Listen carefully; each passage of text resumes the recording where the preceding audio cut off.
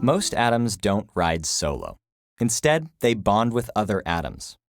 Now, bonds can form between atoms of the same element, or atoms of different elements.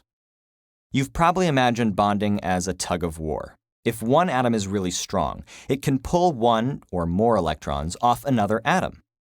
Then you end up with one negatively charged ion and one positively charged ion. And the attraction between these opposite charges is called an ionic bond. This is the kind of sharing where you just give away your toy to someone else and then never get it back. Table salt, sodium chloride, is held together by ionic bonds. Every atom of sodium gives up one electron to every atom of chlorine. Ions are formed, and those ions arrange themselves in a 3D grid called a lattice, in which every sodium ion is bonded to 6 chloride ions, and every chloride ion is bonded to 6 sodium ions. The chlorine atoms never give the sodium atoms their electrons back. Now, these transactions aren't always so cut and dried. If one atom doesn't completely overwhelm the other, they can actually share each other's electrons. This is like a potluck, where you and a friend each bring a dish, and then both of you share both dishes. Each atom is attracted to the shared electrons in between them, and this attraction is called a covalent bond. The proteins and DNA in our bodies, for example, are held together largely by these covalent bonds. Some atoms can covalently bond with just one other atom, others with many more.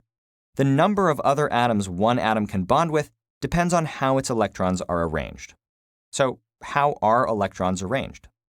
Every atom of a pure, unbonded element is electrically neutral because it contains the same number of protons in the nucleus as it does electrons around the nucleus. And not all of those electrons are available for bonding. Only the outermost electrons, the ones in orbitals furthest from the nucleus, the ones with the most energy, only those participate in bonding. By the way, this applies to ionic bonding too. Remember sodium chloride? Well, the electron that sodium loses is the one furthest from its nucleus, and the orbital that electron occupies when it goes over to chlorine is also the one furthest from its nucleus. But back to covalent bonding. Carbon has 4 electrons that are free to bond. Nitrogen has 3, oxygen 2. So carbon is likely to form 4 bonds, nitrogen 3 and oxygen 2. Hydrogen only has 1 electron, so it can only form 1 bond. In some special cases, atoms can form more bonds than you'd expect, but they'd better have a really good reason to do so, or things tend to fly apart. Groups of atoms that share electrons covalently with each other are called molecules. They can be small. For example, every molecule of oxygen gas is made up of just 2 oxygen atoms bonded to each other. Or they can be really, really big. Human chromosome 13 is just 2 molecules, but each one has over 37 billion atoms. And this neighborhood, this city of atoms, is held together by the humble chemical bond.